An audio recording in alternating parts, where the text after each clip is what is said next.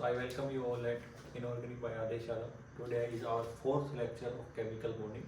In last lecture we had discussed about the valency and covalency. So in this class we have to discuss about the covalent bond, right? So write down the heading covalent bond.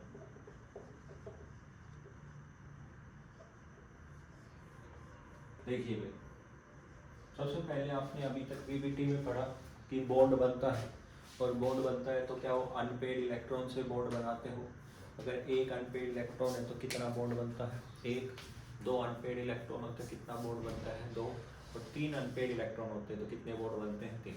जो वो bond बनते हैं वो कौन से bond होते हैं, covalent bond. और सबसे पहले बताया था कि कोवैलेंट बॉन्ड कैसे बनेंगे, equal number of sharing of electron, या फिर बोल सकता हूँ कंप्लीट शेयरिंग, या बोल सकता हूँ म्यूचुअल शेयरिंग। क्या ये बात समझ में आई?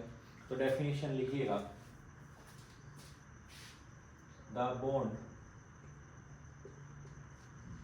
formed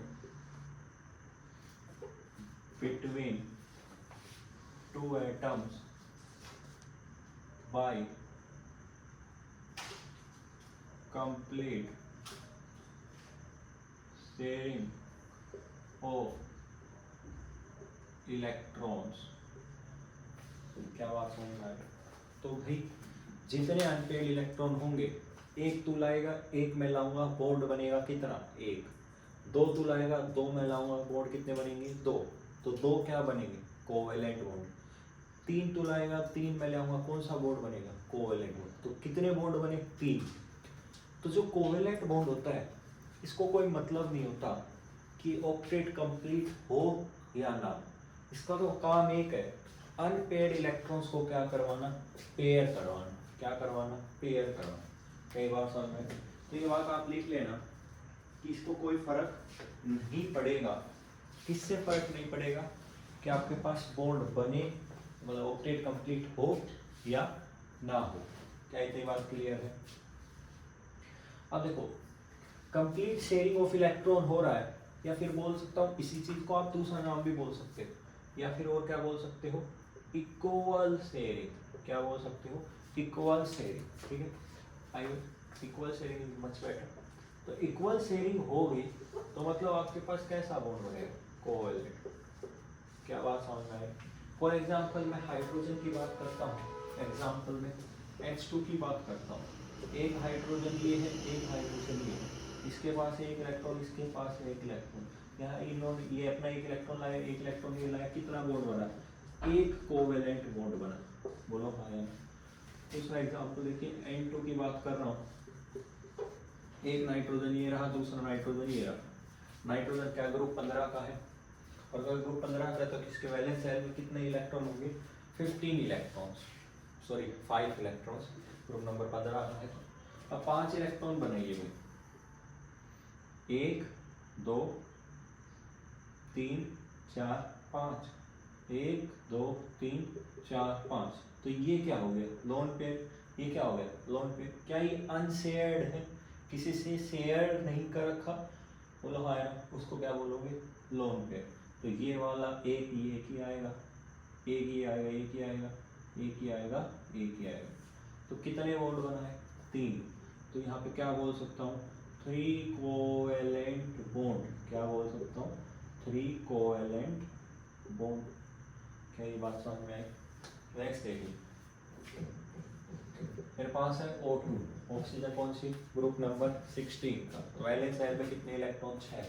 तो ये एक ऑक्सीजन ये रहा, दूसरा ऑक्सीजन ये रहा, 6 बनाओ। 1 2 3 4 5 6, 1 2 3 4 5 6। ये वाला इससे, ये वाला इससे। कितने बॉन्ड बनाए, 2 कोवैलेंट बॉन्ड बनाए। कितने बॉन्ड बनाए, 2 कोवैलेंट बॉन्ड बनाए। क्या बात समझ में आ रही है, बोलो हाँ या ना? अब बताओ, क्या यहाँ ऑक्टेट कंप्लीट हुई, नहीं। तो इसको कोई मतलब नहीं है ऑक्टेट कंप्लीट हो या ना हो, इसको तो सिर्फ क्या है, बॉन्ड बनाना है, दैट्स इट। इसके अलावा कुछ भी नहीं सोचना। क्लियर है? यहाँ नोट डाल के लिखना, नोट डाल के लिखना। अब देखो, 2 कोवैलेंट बॉन्ड बने। अभी मैंने कोई डिस्कशन किया है क्या सिग्मा या पाई का, नहीं। ये सिग्मा और पाई का जो डिस्कशन है ये कौन करेगा आगे, वैलेंस बॉन्ड थ्योरी करेगी। अभी ये कोई बता पाएगा क्या? नहीं, इसके बारे में कोई भी नहीं बता पाएगा। यहाँ पे बात करूँ तो यहाँ कितने बॉन्ड बने? 3। तो ये 3 क्या है? कोवेलेंट बॉन्ड है। 3 क्या है? कोवेलेंट। क्या ये कुछ बता पाएंगे सिग्मा है, पाई है, क्या है? नहीं। We will discuss later in valence bond theory. तो नोट डाल के लिखना, कोवेलेंट बॉन्ड इज नॉट, लिखना, covalent bond is not formed to complete octet, but formation of covalent bond is to pair unpaired electron। का क्या मतलब है कि अनपेयर्ड इलेक्ट्रॉन की क्या करवानी है? पेयरिंग करवानी है। क्या करवानी है? पेयरिंग करवानी। इसके अलावा आपको कुछ सोचना है क्या? नहीं। ऑक्टेट कंप्लीट हो तो भी अच्छा है, ऑक्टेट कंप्लीट ना हो तो भी अच्छा है। ये किसके बारे में है? Covalent bond. नेक्स्ट हेडिंग डालिए, वैलेंस बॉन्ड थ्योरी।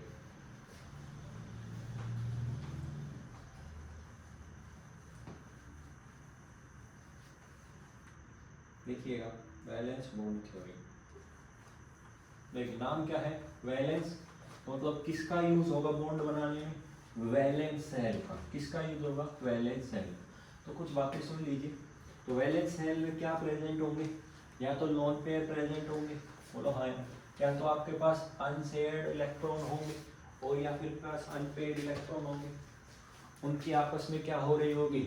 ओवरलैपिंग हो रही होगी। क्या हो रही होगी? ओवरलैपिंग हो रही होगी। फॉर एग्जाम्पल मैं बात करता हूँ, समझिएगा भाई। मैं यहाँ नाइट्रोजन लिखता हूँ, कॉन्फ़िगरेशन क्या है? 1s2 2s2 2p3। तो ये आपकी कौन सी सेल है? Valence shell. यहाँ इसमें कितने इलेक्ट्रॉन है? 2। क्या वैलेंस सेल बॉन्ड बनाने में जाएगी तो क्या 2s2 2p3 जाएगा? इसलिए अपन क्या बोलते थे, कितने इलेक्ट्रॉन है वैलेंस सेल में? 5। ये किसकी बात करी? नाइट्रोजन। क्या बात समझ में आ रहा है क्या? बोलो हाँ या ना। क्लियर? 1 मिनट रुकना।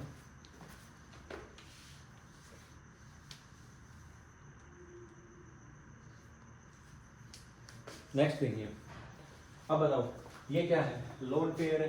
ये 3 क्या है? अनपेड इलेक्ट्रॉन है। 3 क्या है? Unpaired electron. क्या तीनों अनपेड इलेक्ट्रॉन एक सिंगल इलेक्ट्रॉन है? तो ये क्या चाहेगा? मेरा भी इलेक्ट्रॉन क्या हो जाए? पेयर अप हो जाए। ये भी क्या चाहेगा? पेयर अप हो जाए। ये भी क्या चाहेगा? Pair up. तो इनको पेयर अप करवाने के लिए सामने से क्या आना चाहिए? अनपेड इलेक्ट्रॉन आना चाहिए। क्या आना चाहिए? अनपेड। मान लो दूसरा नाइट्रोजन आ जाए और ये इसके पास भी 3 इलेक्ट्रॉन होंगे, बस तीनों इलेक्ट्रॉन कैसी स्पिन के होने चाहिए? अपोजिट स्पिन की। एक अप स्पिन का है तो दूसरा क्या होना चाहिए? डाउन स्पिन का। क्या बात समझ में आ रहा है? तो वीबीटी ने क्या क्या बताया? सबसे पहली बात तो वीबीटी ने बताया कि यहाँ पे हमारे पास क्या करने वाले हैं? अनपेयर्ड इलेक्ट्रॉन की पेयरिंग करने वाले। क्या करने वाले? अनपेयर्ड इलेक्ट्रॉन की पेयरिंग करने वाले। क्या बात क्लियर है? दूसरी बात क्या बताई कि आप अनपेयर्ड इलेक्ट्रॉन की पेयरिंग करोगे तो जो अनपेयर्ड इलेक्ट्रॉन होंगे वो दोनों आपस में कैसे होने चाहिए? अपोजिट स्पिन के होने चाहिए। कैसे होने चाहिए? अपोजिट स्पिन के होने चाहिए। क्या इतनी बात क्लियर है? और एक दूसरे को जो अप्रोच करेंगे वो एक पर्टिकुलर डायरेक्शन में अप्रोच करेंगे। ऐसा नहीं है कोई कहीं से आके बॉन्ड बना जाए ना, ये इसके सामने आएगा, बिल्कुल एक अप्रोच होगी, बढ़िया से ओवरलैपिंग होगी तो बॉन्ड बनेगा, वरना बॉन्ड नहीं बनेगा। क्या ये बात क्लियर है? तो दूसरा क्या पोस्टुलेट हो गया कि जो ओवरलैपिंग होगी उसके लिए अपोजिट स्पिन के इलेक्ट्रॉन होने चाहिए और एक क्या होनी चाहिए? प्रॉपर अप्रोच होनी चाहिए। अगर प्रॉपर अप्रोच होनी चाहिए, सारा खेल डायरेक्शन से चलेगा, तो जो ये बॉन्ड बनेंगे इनका नेचर कैसा होगा? कोवेलेंट बॉन्ड का डायरेक्शनल नेचर होगा। कैसा नेचर होगा? डायरेक्शनल नेचर होगा। इसके बाद उसने बोला कि ये बॉन्ड कितना स्ट्रॉन्ग बनेगा ये उस बात पे डिपेंड करेगा किसकी ओवरलैपिंग कैसी है। बोलो यार, ये बॉन्ड ये कैसा जितना स्ट्रॉन्ग बनेगा ये किस पे डिपेंड करेगा कि इसकी ओवरलैपिंग कैसी है, स्ट्रॉन्ग है या वीक है। तो उसने बोला कि स्ट्रेंथ ऑफ कोवेलेंट बॉन्ड किस पे डिपेंड करेगा? Extent of overlapping. किस पे डिपेंड करेगा? Extent of overlapping. मतलब जो जहाँ जितनी अच्छी ओवरलैपिंग होगी उसकी बात करेंगे। ओवरऑल इस पूरे टॉपिक पे हम किसकी बात कर रहे होंगे? ओवरलैपिंग की बात कर रहे होंगे। किसकी बात कर रहे होंगे? ओवरलैपिंग। क्या बात समझ में?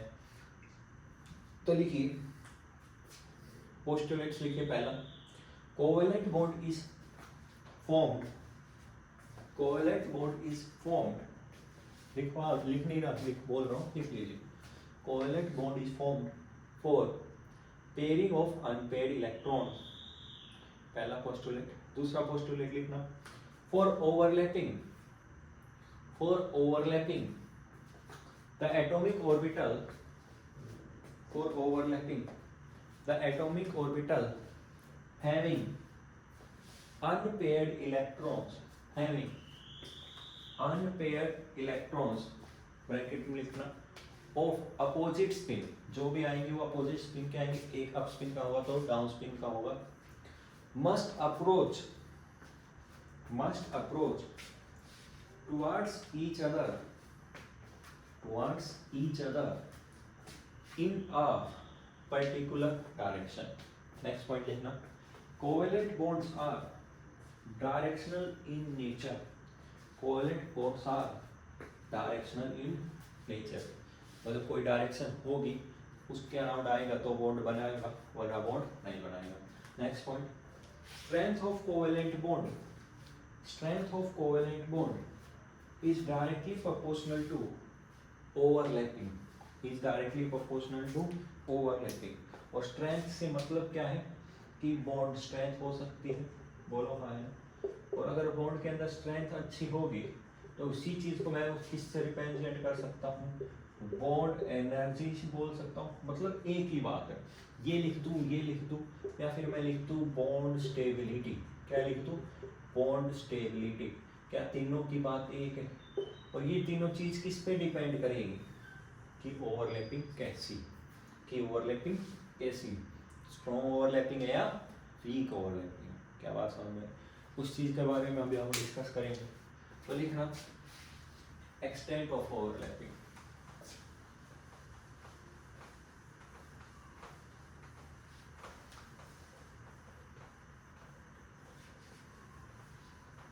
लिखिए।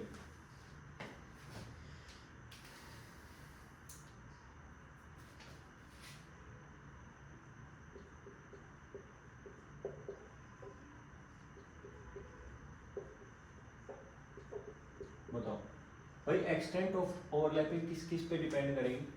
एक तो आपके पास डिपेंड करेगी कि ओवरलैपिंग किस टाइप की हो रही, टाइप ऑफ ओवरलैपिंग पे डिपेंड। क्या बात समझ में आ रही? और दूसरी डिपेंड करेगी नेचर ऑफ ऑर्बिटल, किस पे डिपेंड करेगी, नेचर ऑफ ऑर्बिटल पे डिपेंड। क्या बात समझ में आ रही? तो एक्सटेंट ऑफ ओवरलैपिंग, जितनी अच्छी ओवरलैपिंग होगी पीछे वालों उतना अच्छा बॉन्ड बनेगा। ये ओवरलैपिंग बिल्कुल स्ट्रॉन्ग है, मतलब कैसा बॉन्ड है, स्ट्रॉन्ग बॉन्ड।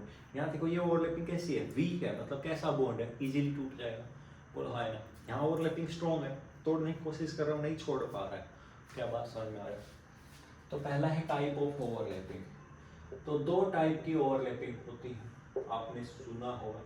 एक होती है हेड ऑन ओवरलैपिंग, क्या होती है, हेड ऑन ओवरलैपिंग, या दूसरा नाम होता है कोएक्सियल ओवरलैपिंग। क्या नाम होता है, कोएक्सियल ओवरलैपिंग।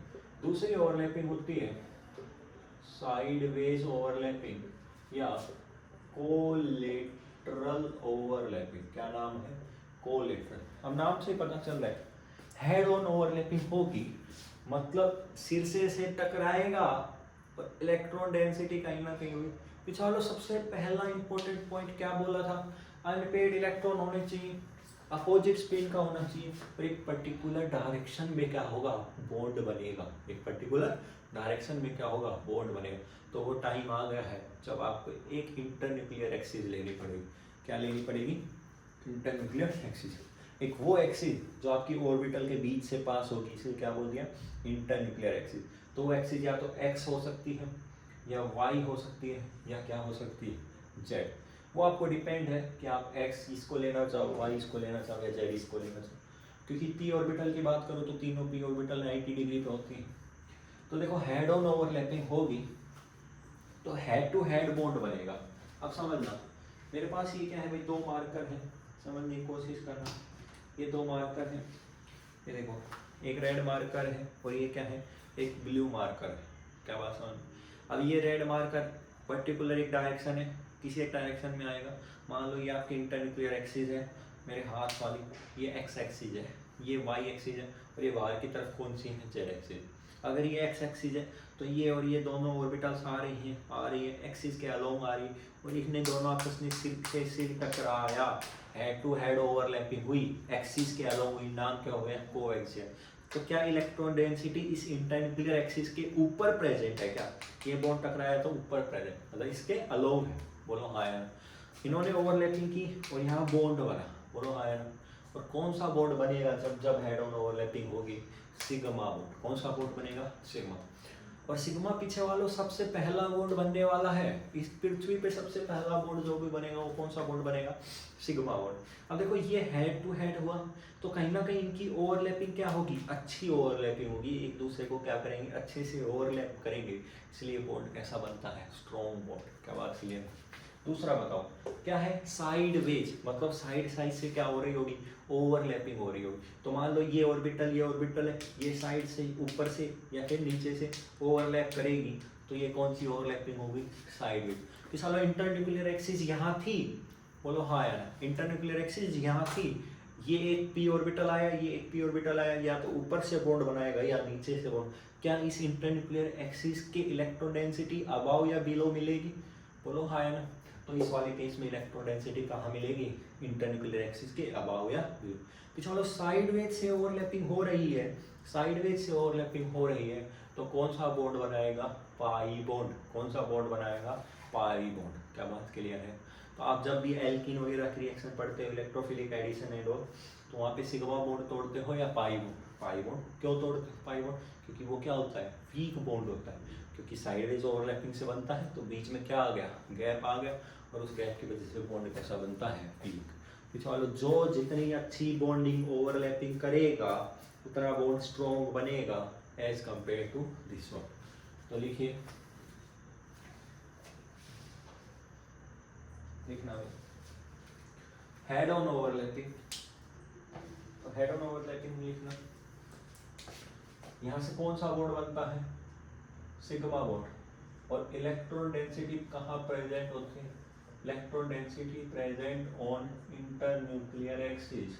यहाँ बताओ, electron density present on present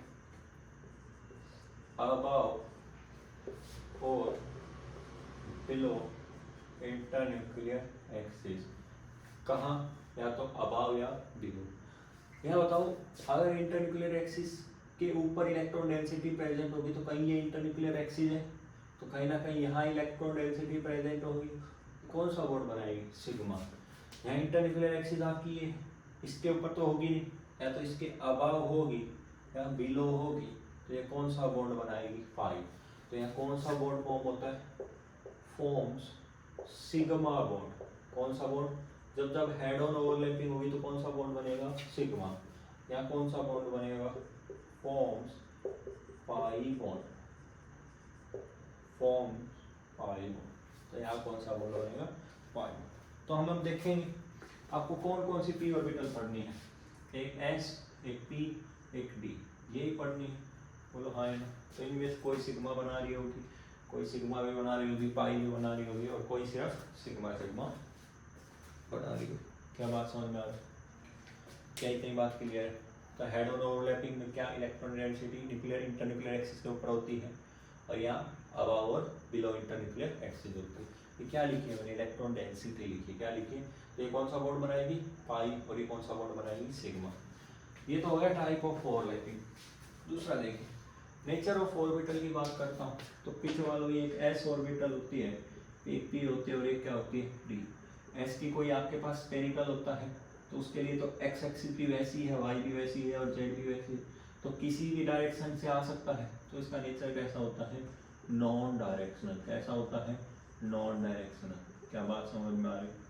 P और डी का नेचर कैसा होता है? डायरेक्शनल, क्योंकि ये किसी एक डायरेक्शन से आते हैं। बोलो हाँ या ना। क्या यहाँ नोड होता है? क्या नहीं, इनमें क्या होता है? नोड भी प्रेजेंट होता है। इनका नेचर कैसा होता है? डायरेक्शनल नेचर होता है। अगर डायरेक्शनल नेचर होता है तो इनमें पेनिट्रेशन भी क्या होगा, अच्छा होगा, और पेनिट्रेशन ज़्यादा होगा तो इनमें ओवरलैपिंग भी क्या होगी, ज़्यादा होगी, ओवरलैपिंग भी क्या होगी, ज़्यादा होगी, और ओवरलैपिंग ज़्यादा होगी तो बॉन्ड क्या बनेगा, स्ट्रॉन्ग बॉन्ड बनाएंगे। कैसा बॉन्ड बनाएंगे, स्ट्रॉन्ग बॉन्ड बनाएंगे, और बॉन्ड स्ट्रॉन्ग बनाएंगे मतलब उसके अंदर बॉन्ड स्ट्रेंथ क्या होगी, ज़्यादा होगी। क्या बात समझ में आई? पीछे वालों मैं जा रहा था तो तुम्हें पता है, वो बोला सर, मैं बोला हाँ, बोला सर थोड़ा समझाइए इसको, एस और पी और डी को। बोलो हाँ है ना, तो समझते हैं कैसे क्या हुआ। If you want to kill a man, आप किसी आदमी को मारना है तो आप एक पत्थर लो, और उस पत्थर के अंदर गोल पत्थर होगा तो क्या इलेक्ट्रॉन डेंसिटी चारों तरफ फैली होगी। बोलो हाँ है ना।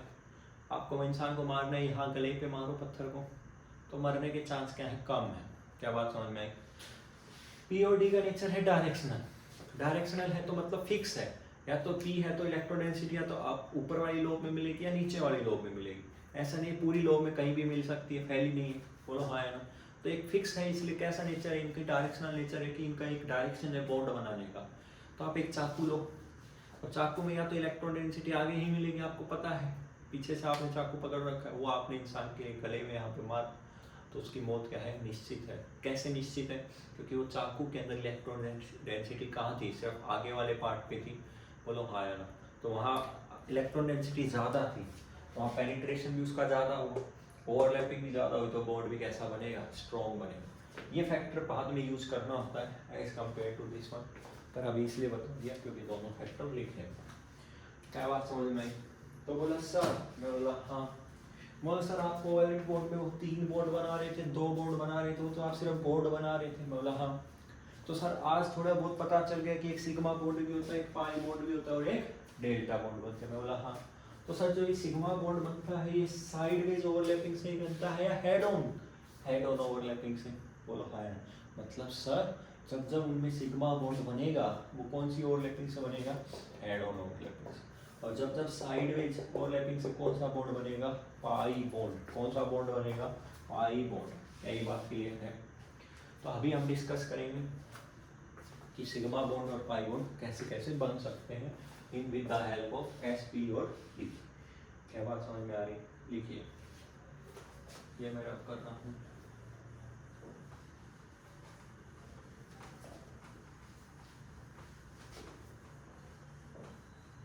नेक्स्ट देखिए, सबसे पहले लिखिए sigma bond, type of covalent bond लिखिए। कौन सा बॉन्ड की बात कर रहा हूँ, सिग्मा।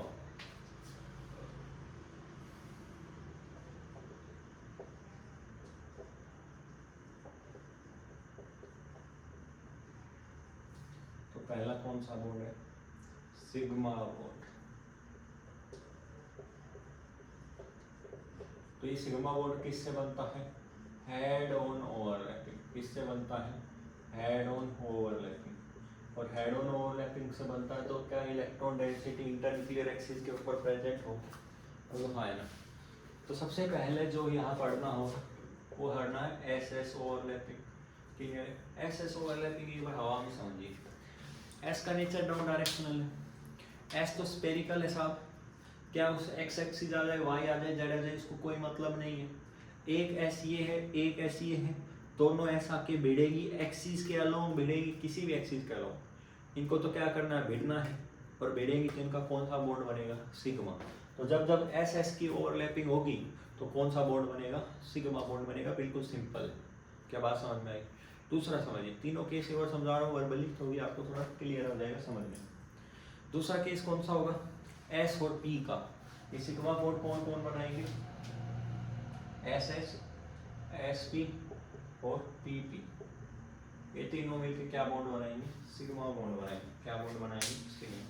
समझिए, मैं यहाँ पे किसकी बात कर रहा हूँ, एस एस की। नेक्स्ट आपके पास कौन सा है, एस पी ओवरलैपिंग है ना। एक चेक करता हूँ क्या है, हाँ S P overlapping. S P overlapping है तो भाई आपको एक इंटरन्यूक्लियर एक्सिस लेनी पड़ेगी, क्योंकि पी ऑर्बिटल 3 होती है, P X, P Y, P Z, तब आपको इंटरन्यूक्लियर एक्सिस लेनी पड़ेगी। मैं मानता हूँ ये मेरा इंटरन्यूक्लियर एक्सिस कौन सी है, एक्स।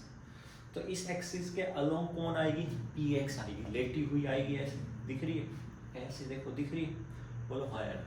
तो इसके अलावा पी एक्स आ गई क्योंकि इंटरन्यूक्लियर एक्सिस क्या है एक्स, तो पी वाई कैसे आएगी परपेंडिकुलर, पी जेड कैसे आएगी परपेंडिकुलर। क्या बात समझ में, ये एस है, ये पी एक्स है, ये कौन आई, बोलो ये मार्कर से दिखा देता हूँ, ये एस है, ये इंटरन्यूक्लियर एक्सिस एक्स एक्सिस है, ये कौन आई पी एक्स, कौन आई पी एक्स, कौन सा बॉन्ड बनाएगी सिग्मा, क्या इंटरन्यूक्लियर एक्सिस के अलोंग आ रही है, क्या ओवरलैपिंग हुई, इलेक्ट्रॉन डेंसिटी कहाँ प्रेजेंट है ऑन द इंटरन्यूक्लियर एक्सिस, कौन सा बॉन्ड बनाएंगे सिग्मा। क्या बात समझ में, देखना ये आपका एस है, इंटरन्यूक्लियर एक्सिस कौन सी एक्स, मैं लेके आ रहा हूँ पी वाई, तो कैसे आएगी परपेंडिकुलर, ये आई, यहाँ भिड़ तो गई बट या तो इलेक्ट्रॉन डेंसिटी इसमें ऊपर प्रेजेंट है और या नीचे, यहाँ के यहाँ टच हुई, तो यहाँ कौन है बीच में नोड, बोलो हाँ यार, कोई बॉन्ड बनेगा नहीं बनेगा।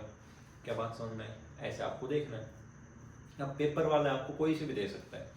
अब बोलते हैं इंटरन्यूक्लियर एक्सिस जेड है, तो ये एक्सिस कौन सी हो गई जेड, ये कौन सा है एस, तो ये पी जेड आएगी, कौन आएगी अब P Z. Internuclear axis Y, तो अब ये आएगी वो कौन आएगी पी वाई, और जो बच गई एक्स और जेड वो कैसे होंगी परपेंडिकुलर होंगी, कैसे होंगी परपेंडिकुलर। क्या ये बात समझ में आई, बोलो हाँ यार। देखिए एस एस ओवरलैपिंग, ये एक ऐसा आएगी, ये एक ऐसा आएगी, इनके लिए तो इंटरन्यूक्लियर एक्सिस एक्स हो वाई हो या जेड हो कोई फर्क पड़ेगा नहीं, ये आपस में क्या करेंगी ओवरलैप करेंगी और इनका क्या बन जाएगा बॉन्ड बन जाएगा। क्या बन जाएगा बॉन्ड, बोलो हाँ।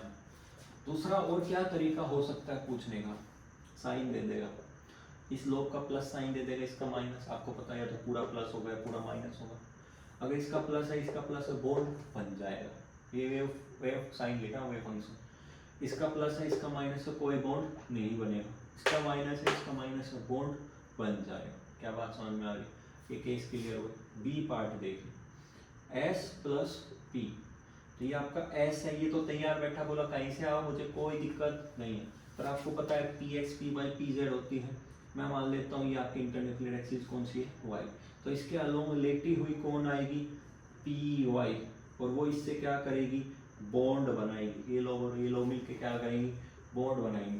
तो ये आपका एस था और ये इन्होंने ओवरलैप किया, ये ओवरलैप करके कौन सा बॉन्ड बनाया, ये आपका इंटरन्यूक्लियर एक्सिस, कौन सी एक्सिस है वाई, तो ये कौन सी एक्सिस है वाई, ये कौन आई पी वाई, यहाँ कौन सा बॉन्ड बना सिग्मा बॉन्ड बना, कौन सा बॉन्ड बना सिग्मा बॉन्ड। क्या बात समझ में आ रही। अब देखो ये पी वाई है तो पी एक्स ऐसे खड़ी आएगी, वो आएगी पर बॉन्ड नहीं बना पाएगी, क्लियर है। पी जेड आएगी वो ऐसे आएगी बाहर आएगी, वो बॉन्ड बना पाएगी क्या नहीं बना पाएगी। लिख देता हूँ समझ में आता है।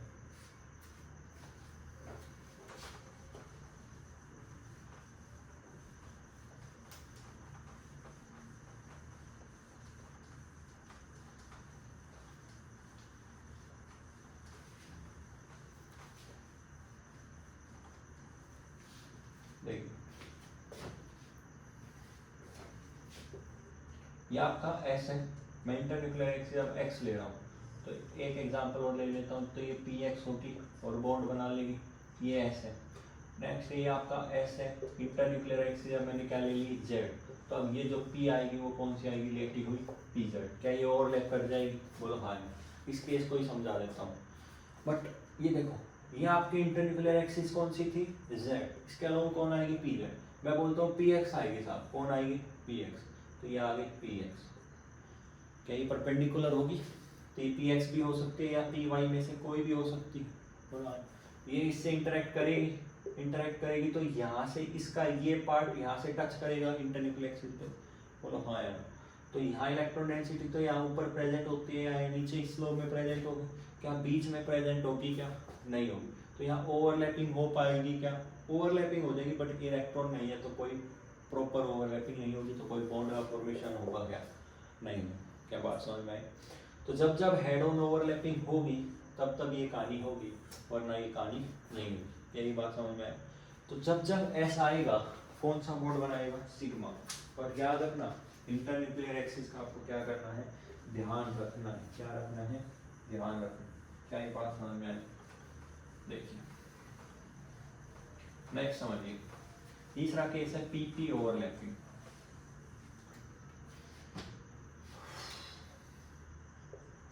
P P overlapping. अब ये एक पी ऑर्बिटल है, साथ में ये दूसरी कौन सी पी ऑर्बिटल है, तो ये पी ऑर्बिटल कौन सा है, अब मान लो ये इंटरन्यूक्लियर एक्सिस वाई है, तो ये भी इंटरन्यूक्लियर एक्सिस कौन सी होगी, वाई। तो ये कौन सा हो गया, पी वाई, ये कौन सा हो गया, वाई। ये कौन है, इंटरन्यूक्लियर एक्सिस।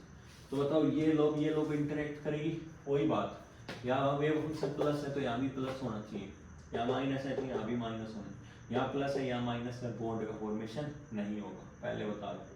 ये बातें वहाँ पे पढ़ेंगे अपन हाइब्रिडाइजेशन, सॉरी एमओटी में। तो ये लोग इंटरेक्ट करेंगे, क्यों इंटरेक्ट करेंगे, क्योंकि दोनों इंटरन्यूक्लियर एक्सिस के अलोंग आ रहे हैं। तो इन दोनों में इंटरन्यूक्लियर एक्सिस कौन सी होगी, वाई, एक पी ऑर्बिटल ये रही और एक दूसरी पी ऑर्बिटल ये रही। ये कौन सा बॉन्ड बनाया, सिग्मा, क्या इंटरन्यूक्लियर एक्सिस के ऊपर बनाया, क्या हेड ऑन ओवरलैपिंग से बनाया। ये कौन है, पी वाई, ये कौन है, पी वाई, कौन सा बॉन्ड बनेगा, सिग्मा बॉन्ड बनेगा। कौन सा बॉन्ड बन गया, सिग्मा। बोलो हाँ या। नेक्स्ट देखिए, अगर मैं इंटरन्यूक्लियर एक्सिस कौन सी ले लूँ, एक्स ले लूँ, क्या ले लूँ, एक्स, तो कैसे बॉन्ड बनेगा ये देखिए। इंटरन्यूक्लियर एक्सिस कौन सी ले ली मैंने, एक्स। अगर ये इंटरन्यूक्लियर एक्सिस एक्स है तो यहाँ भी कौन आएगी, पी एक्स, और यहाँ भी कौन आएगी, पी एक्स। तो पी एक्स मिलकर क्या बॉन्ड का फॉर्मेशन कर लेंगे, और इन्होंने ये कौन सा बॉन्ड का फॉर्मेशन कर लिया, सिग्मा बॉन्ड का, समझ गए। तो ये आ गई पी एक्स, ये आ गई पी एक्स। अगर इंटरन्यूक्लियर एक्सिस वाई होगी तो जेड होती, तो ये पी जेड होती, ये पी जेड होती, और कौन सा बॉन्ड बनाती, सिग्मा। और ध्यान देना, मैं इंटरन्यूक्लियर एक्सिस एक्स ले रहा हूँ, मैं कहता हूँ यहाँ से तो कौन आएगी, पी एक्स आएगी, बट सामने से पी पेंडिकुलर आ गई, तो ये पी एक्स हो सकती है क्या, कभी नहीं हो सकती जीवन में। तो लिखो या मत लिखो, तो ये कौन हो सकती है, या तो पी वाई हो सकती है या पी जेड हो सकती है। ये यहाँ से इलेक्ट्रॉन डेंसिटी यहाँ है और ये आपके यहाँ से मिलेगा, तो यहाँ नोड है, यहाँ कौन है, नोड, तो कोई बॉन्ड का फॉर्मेशन होगा, नो बॉन्ड। ये इंटरन्यूक्लियर एक्सिस है एक्स, नो बॉन्ड फॉर्मेशन। क्यों नहीं हुआ, क्योंकि इलेक्ट्रॉन डेंसिटी यहाँ पे प्रेजेंट है क्या, ये इससे इंटरेक्ट करेगी, बट कोई बॉन्ड का फॉर्मेशन होगा क्या, क्योंकि ये सारा सिग्मा का खेल किस पे होना है, इंटरन्यूक्लियर एक्सिस पे होना है। ओवरलैपिंग कहाँ होनी है, इंटरन्यूक्लियर एक्सिस पे होनी है, एक प्रॉपर ओवरलैपिंग होनी है, उसी के बाद क्या होगा, बॉन्ड का फॉर्मेशन होगा। क्या ये बात क्लियर है, तो यहाँ कोई बॉन्ड का फॉर्मेशन नहीं होगा। तो मतलब यहाँ इंटरन्यूक्लियर एक्सिस कौन सी है, एक्स, तो पी एक्स मिलके कौन सा बॉन्ड बना देंगे, बोलो सिग्मा। बोलो हाँ या ना। अगर एक पी एक्स है और एक पी वाई आ गई तो बॉन्ड बनेगा क्या, ना। एक पी एक्स है और एक पी जेड आ गया तो बॉन्ड बनेगा क्या, नहीं। क्या ये बात समझ में आई, यहाँ भी कोई बॉन्ड का फॉर्मेशन नहीं होगा। देखिए, तो बोले सर, मैं बोला बोल सर, मैंने एक बात ऑब्जर्व करी। मैं बोला क्या, बोले सर जब जब वन वन लोब का इंटरेक्शन होगा, वन वन लोब का इंटरेक्शन होगा तो हमेशा सिग्मा बॉन्ड बनेगा। 2 का होगा तो पाई, एंड 4 का होगा तो डेल्टा। ये तो ये एक लोब से इंटरेक्ट कर रही है, कौन सा बॉन्ड बना, सिग्मा। एक लोब एक से इंटरेक्ट कर रही है, कौन सा बॉन्ड बना, सिग्मा। एस में भी एक लोब से इंटरेक्ट करती है, बोलो हाँ है ना, एक लोब से, तो कौन सा बॉन्ड बनता है, सिग्मा बॉन्ड बनता है। तो ये कहानी किसकी होगी, सिग्मा बॉन्ड की। किसकी हो गई, सिग्मा बॉन्ड की। ये आपके 3 केस है, एस एस, एस पी और पी पी। पी पी में ये कौन होगी, पी वाली, जो इंटरन्यूक्लियर से अलोंग होगी।